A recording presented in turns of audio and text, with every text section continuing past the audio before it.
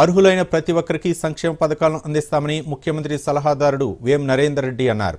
మహబూబాబాద్ జిల్లా కే సముద్రం మండలం గాంధీనగర్ గ్రామంలో ఇందిరమ్మ ఆత్మీయ భరోసా, ఇందిరమ్మ ఇండ్లు, రైతు భరోసా, నూతన రేషన్ కార్డుల జారీ ప్రక్రియను ఆయన ప్రారంభించారు.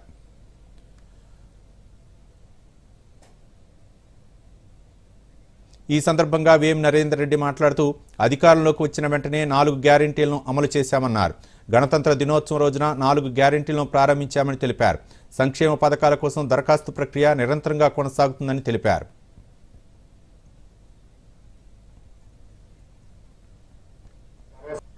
ఆరు 620 మండలాల్లో ప్రతి మండలంలో ఒక గ్రామం లోపల ఈ కార్యక్రమాన్ని చేయడం జరుగుతుంది.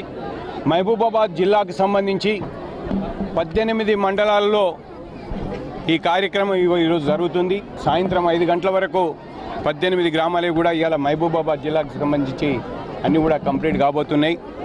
అధికారులు చేసిన విస్తృతమైన ఏర్పాట్లతోటి ఈ 18 గ్రామాలలో ఈ 4 స్కీములకు సంబంధించి అర్హులైన ప్రతి ఒక్కరికి ఈ సంక్షేమ కార్యక్రమాలు అందే విధంగా ఏర్పాట్లు చేయడం జరిగింది.